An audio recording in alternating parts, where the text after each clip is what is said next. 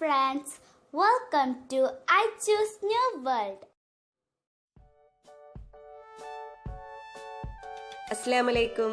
ഇന്ന് ഞാൻ caramel custard പുഡിങ്ങിന്റെ റെസിപ്പിയുമായിട്ടാണ് വന്നിട്ടുള്ളത്. ഇത് നമുക്ക് എളുപ്പത്തിൽ ഉണ്ടാക്കിയെടുക്കാൻ പറ്റും. കുട്ടികൾക്കും വലിയവർക്കും ഒരുപോലെ ഇഷ്ടപ്പെടുന്ന ഒരു പുഡിങ്ങാണ് ഈ പുഡിങ്. അപ്പോൾ നമുക്കിത് എങ്ങനെയാണ് ഉണ്ടാക്കുന്നതെന്ന് നോക്കാം. അതിന് മുന്നേ എൻ്റെ ചാനൽ ആദ്യമായിട്ട് കാണുന്നവരാണെങ്കിൽ തീർച്ചയായിട്ടും ഒന്ന് സബ്സ്ക്രൈബ് ചെയ്യണം. സബ്സ്ക്രൈബ് ചെയ്താൽ തൊട്ടടുത്തൊരു ബെല്ലൈക്കൺ കാണാം. അത് ക്ലിക്ക് ചെയ്യുമ്പോൾ 3 ഓപ്ഷൻസ് വരും. അതിൽ ഓൾ ക്ലിക്ക് ചെയ്യണം. എങ്കിലേ ഞാൻ വീഡിയോസ് അപ്ലോഡ് ചെയ്യുമ്പോൾ നിങ്ങൾക്ക് നോട്ടിഫിക്കേഷൻ കിട്ടുള്ളൂ. അപ്പോൾ നമുക്ക് ഈ കാരമൽ കസ്റ്റർഡ് പുഡിങ് ഉണ്ടാക്കാനുള്ള ഇൻഗ്രീഡിയൻസ് എന്തൊക്കെയാണെന്ന് നോക്കാം.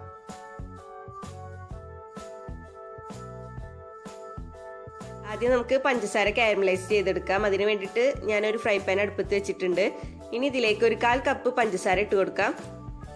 മീഡിയം ഫ്ലെയിമിൽ അല്ലെങ്കിൽ ലോ ഫ്ലെയിമിൽ വെച്ചിട്ട് കാരമലൈസ് ചെയ്തെടുത്താൽ മതി. ഹൈ ഫ്ലെയിമിൽ വെച്ചിട്ട് ചെയ്തെടുക്കരുത്. ഹൈ ഫ്ലെയിമിൽ വെച്ചാൽ അത് പെട്ടെന്ന് തന്നെ കരിഞ്ഞു പോകും. ലോ ഫ്ലെയിമിൽ വെച്ചിട്ട് ഇങ്ങനെ ഇളക്കി കൊടുത്ത് കാരമലൈസ് ചെയ്തെടുക്കുന്നതായിരിക്കും കുറച്ചും കൂടി ബെറ്റർ.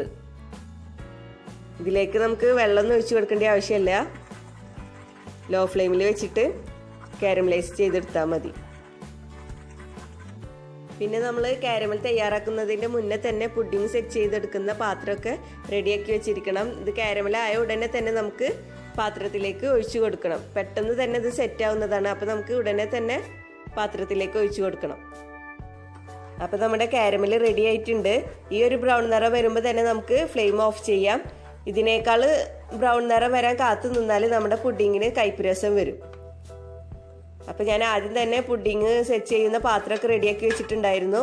അതിലേക്ക് ഒഴിച്ചു കൊടുത്തിട്ടുണ്ട്. എന്നിട്ട് അതിൻ്റെ അടിഭാഗത്തൊന്ന് പെട്ടെന്ന് തന്നെ ചുറ്റി കൊടുക്കാം.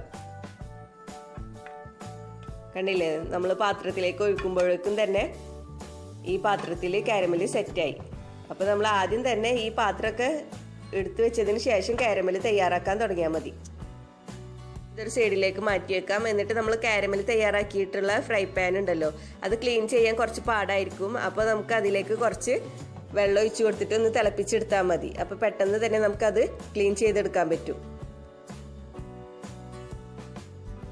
ഈ വെള്ളം തിളച്ചാൽ തന്നെ നമുക്ക് ഈ പാത്രം ക്ലീൻ ആയിട്ട് കിട്ടും. വെള്ളം നന്നായി തിളച്ചിട്ടുണ്ട്. നമുക്ക് ഇതിലത്തെ വെള്ളം കളയാം. അപ്പോൾ നമ്മുടെ ഫ്രൈ പാന് നല്ല ക്ലീൻ ആയിട്ട് കിട്ടിയിട്ടുണ്ട്. ഇതുപോലെ ചെയ്താൽ നമുക്ക് പെട്ടെന്ന് തന്നെ ഇത് ക്ലീൻ ചെയ്തെടുക്കാൻ പറ്റും. അല്ലെങ്കിൽ കുറച്ച് പാടായിരിക്കും ക്ലീൻ ചെയ്യാനായിട്ട്. അപ്പോൾ ഇതുപോലെ ചെയ്തെടുത്താൽ മതി. ഇനി നമുക്ക് പുഡിങ് തയ്യാറാക്കാം. അതിന് വേണ്ടിയിട്ട് ഒരു ചെറിയ ബൗളിലേക്ക് ഞാൻ 3 ടേബിൾ സ്പൂൺ കസ്റ്റാർഡ് പൗഡർ ഇട്ട് കൊടുക്കുന്നുണ്ട്.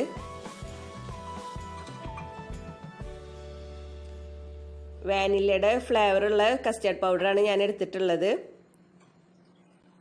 ഇനി ഒരു സോസ് പാൻ എടുത്തിട്ട് അതിലേക്ക് 1/2 ലിറ്റർ പാൽ ഒഴിച്ചു കൊടുക്കാം. ഇപ്പം ഞാൻ ഫ്ലെയിം ഒന്നും ഓൺ ചെയ്തിട്ടില്ല കേട്ടോ.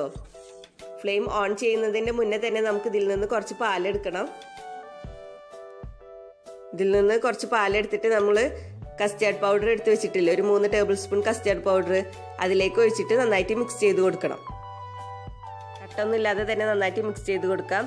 ചൂടുള്ള പാല് ചേർത്തിട്ട് മിക്സ് ചെയ്യണമെങ്കിൽ ഒരുപാട് കട്ട കിട്ടും. അപ്പോൾ നമ്മൾ പാല് ചൂടാക്കുന്നതിൻ്റെ മുന്നേ തന്നെ ഇത് മിക്സ് ചെയ്തെടുക്കണം. ഇനി ഇത് മാറ്റി വെച്ചിട്ട് നമുക്ക് പാല് തിളപ്പിക്കാനായിട്ട് വെക്കാം.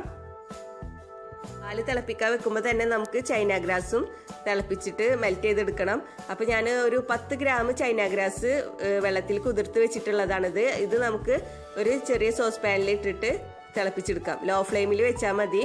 എന്നിട്ട് തിളപ്പിച്ചെടുത്താൽ മതി. അപ്പോൾ പാല് തിളക്കുന്ന സമയത്ത് തന്നെ നമുക്കത് മെൽറ്റായിട്ട് കിട്ടും തിളച്ചിട്ട്.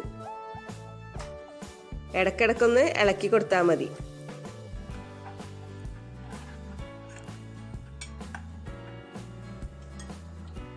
രണ്ടും ഒരേ സമയത്ത് തന്നെ വെച്ചിട്ട് നമുക്ക് ചെയ്യാം. പാല് ഇളക്കി കൊടുത്തിട്ട് നമുക്ക് തിളപ്പിച്ചെടുക്കാം. ഇടയ്ക്കിടയ്ക്ക് ചൈന ഗ്രാസ് നമുക്കൊന്ന് ഇളക്കി കൊടുക്കാം.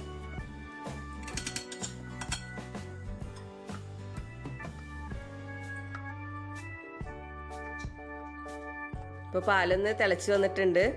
നമുക്കിതിലേക്ക് പഞ്ചസാര ചേർത്ത് കൊടുക്കാം. 1/4 കപ്പ് പഞ്ചസാരയാണ് ഞാനിപ്പോൾ ഇതിലേക്ക് ചേർത്ത് കൊടുത്തിട്ടുള്ളത്.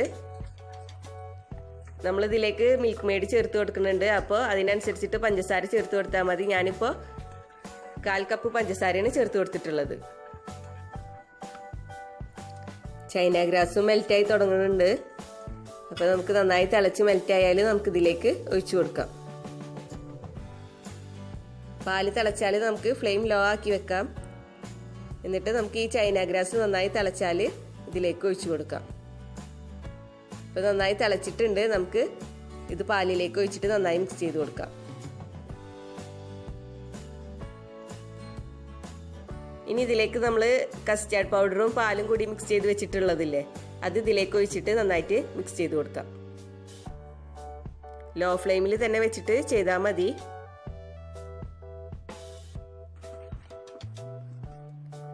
അപ്പോൾ നമ്മുടെ കസ്റ്റാർഡ് പുഡിംഗ് ഏകദേശം റെഡി ആയിട്ടുണ്ട്. ഈ ഒരു പാകമാകുമ്പോൾ നമുക്ക് ഇതിലേക്ക് മിൽക്ക് മെയ്ഡ് ഒഴിച്ചു കൊടുക്കാം.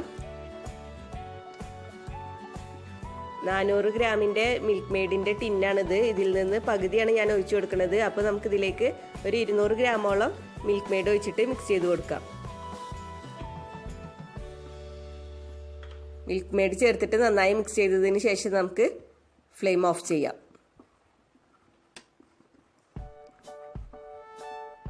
അപ്പോൾ നമ്മുടെ കസ്റ്റാർഡ് പുഡിംഗ് റെഡി ആയിട്ടുണ്ട്.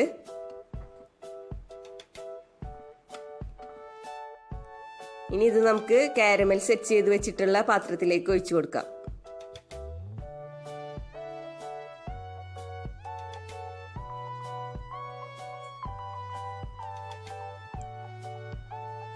ഇനി ഇതിൻ്റെ ചൂടൊന്ന് പോയതിന് ശേഷം നമുക്ക് ഫ്രിഡ്ജിൽ വെച്ചിട്ട് തണുപ്പിച്ചെടുക്കാം.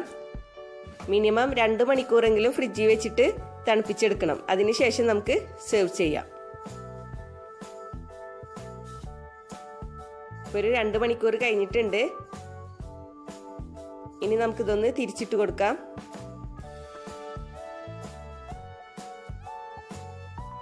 അപ്പോൾ നമ്മുടെ കാരമൽ കസ്റ്റാർഡ് പുഡിംഗ് റെഡി ആയിട്ടുണ്ട്. ഇത് നല്ല ടേസ്റ്റി ആയിട്ടുള്ള ഒരു പുഡിംഗ് ആണ്. എല്ലാവർക്കും ഇഷ്ടപ്പെടും. അപ്പോൾ എല്ലാവരും ട്രൈ ചെയ്തിട്ട് എങ്ങനെയുണ്ടെന്ന് കമൻറ്റ് ചെയ്യണം. നമുക്കിതൊന്ന് മുറിച്ച് നോക്കാം. ഒരു സ്പൂൺ വെച്ചിട്ട് നമുക്ക് മുറിച്ച് നോക്കാം.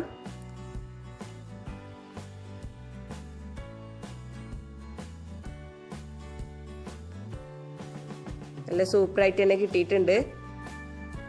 അപ്പോൾ എല്ലാവർക്കും ഇഷ്ടപ്പെട്ട് കാണുമെന്ന് വിചാരിക്കുന്നു.